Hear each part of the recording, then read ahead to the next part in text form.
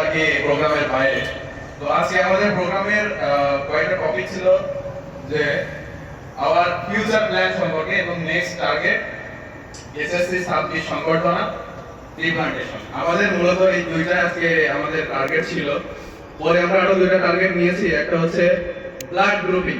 Blood grouping এর এই আইডিয়াটা আমাদের মূলত এসেছিল আমাদের জুনায়েদ ভাই থেকে। জুনায়েদ ভাই আমাদের আইডিয়াটা অনেকদিন আগে দিয়েছিল, তবে আমরা আইডিয়াটা এখন পর্যন্ত আমরা মানে বাস্তবায়ন করতে পারি নাই। তো আমরা সবাই আমাদের প্ল্যানিং গুলো সম্পর্কে বললাম যে আমরা কি কি প্রোগ্রাম করব, কিন্তু আসলে প্রোগ্রামটা কিভাবে এক্সিকিউট করব আমরা এটা এখনো আলোচনা আমরা করি নাই। তো আমি চাচ্ছিলাম যে এই বিষয়টা নিয়ে একটু আলোচনা করার। তো আমরা চাচ্ছি যে আমাদের ব্লাড গ্রুপিং এর জন্য আমাদের মানে সার্টিফাইড দুইজন আমরা ম্যাথস এর দুইটা স্টুডেন্ট আমরা রাখতে পারি। আর আমাদের যারা হচ্ছে এক্সিকিউটিভ মেম্বার যারা আছে ওদের থেকে আমরা দুইজন বা তিনজন বা চারজন যাব, গিয়ে আমাদের প্রোগ্রামটা তুলে নেব। এর আগে প্রোগ্রামটা তোলার আগে আমরা একদিন স্যারদের সাথে যে কথা বলবো, স্যার আমরা আপনাদের এখানে একটা ব্লাড গ্রুপিং করতে চাচ্ছি। ব্লাড গ্রুপিং এর পাশাপাশি আমরা স্টুডেন্টদের মাঝে ভাই যেটা বললো যে ভার্সিটি বিষয়ক নির্দেশনা, এটা আসলে আমার মনে হয় যে স্যারদের থেকে একটু পারমিশন নেওয়া দরকার যে স্যার আমরা আপনাদের স্টুডেন্টদের সামনে ভার্সিটি বিষয়ক একটু কথাবার্তা বলতে চাই, যেহেতু এটা আমাদের গ্রামে মানে ওরা ওইভাবে না, ওরা জানে না যে ভার্সিটি কি। আমিও জানতাম না, আমি ভাবতাম যে ভার্সিটিতে যেরকম কুষ্টিয়া সরকারি কলেজে আবেদন করলে যেরকম সাবজেক্ট চলে আসতো, আমিও এমনই ভাবতাম ভার্সিটি হয়তো অমন। তো ভাইকে আমি বলবো যে ভাই আপনারা একদিন সদরগাছি স্কুলে যান, গিয়ে আপনারা স্যারদের সাথে অ্যাপ্রোচ করেন যে স্যার আমরা এরকম একটা প্রোগ্রাম করব, আপনাদের স্কুলে বাচ্চাদের আমরা একটা ব্লাড গ্রুপিং নেব, আর পাশাপাশি আমরা একটা সেশন নেব ভার্সিটি বিষয়ক। তো আমি এটা কেন বলছি, আমরা একবার রিজা ম্যাডামের কাছে গিয়েছিল আমাদের এক্সিকিউটিভ মেম্বাররা, তো রিজা ম্যাডাম একটা কথা বলেছে, আমার কথাটা মনে আছে, কথাটা আমি বলছি না। তো এই জন্য আর কি বলছি যে স্কুলে এরকম ভার্সিটি বিষয়ে কথাবার্তা বলার আগে একটু পারমিশন নেওয়া দরকার।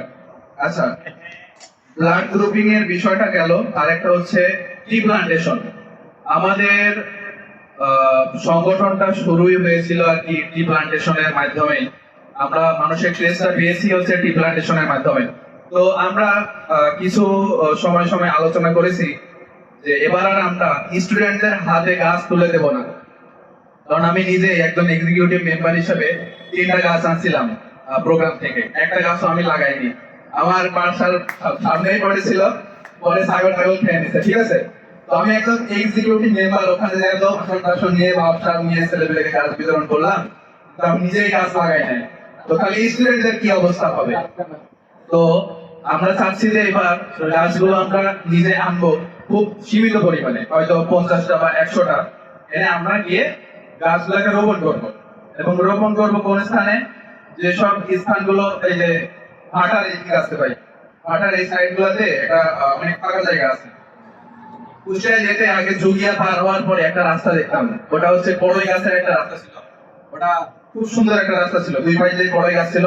তো আমাদের রাস্তার এই পাশ দিয়ে 50টা বা 60টা কড়ই গাছ 30টা করে লাগানো যায় কিনা, এটা আমি আমার সংগঠনের সিনিয়র মেম্বারদের আলোচনা করার জন্য আহ্বান জানাচ্ছি। আমাদের আরেকটা জায়গা আছে, এটা হচ্ছে একটা নাম কি শান্তিমোড়। শান্তিমোড়ের ওই রাস্তাটা কি অনেক বড় একটা রাস্তা ভাই, ওখানে কিন্তু আমাদের বৃক্ষরোপণের একটা বিশাল বড় একটা প্রজেক্ট আমরা নিতে পারি।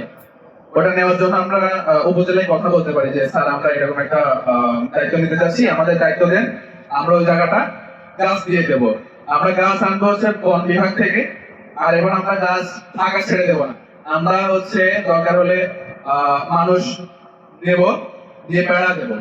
আমরা উদ্ভিদ আর বাইরে লাগাবো, মানে ফাঁকা ফাঁকা দেবো না, এবার বেড়া দিয়ে কাজ করার চেষ্টা করবো যাতে গাছগুলো টেকে আর কি।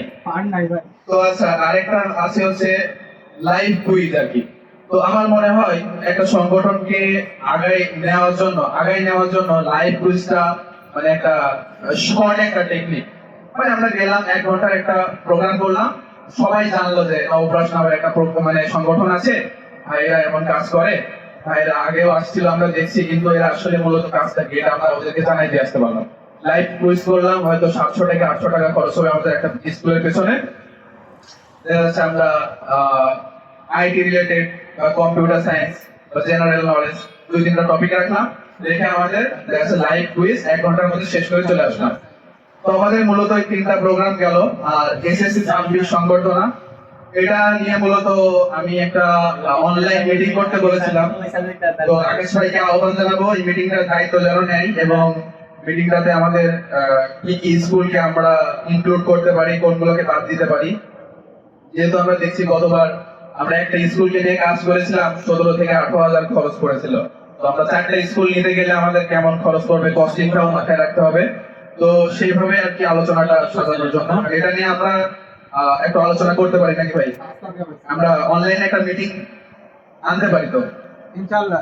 মিটিং একটা করি আমরা এসএসসি 26 নিয়ে, সবাই সিনিয়ররা থাকবে। এখন তো আমরা এখানে কেউ নাই তেমন, তো আমরা এই মিটিংটা আকাশ ভাইকে দায়িত্ব নেওয়ার জন্য আহ্বান জানাচ্ছি। তো ইনশাআল্লাহ ভবিষ্যতে আরো কথা হবে, এই বলে আমার বক্তব্য শেষ করছি। আসসালামু আলাইকুম।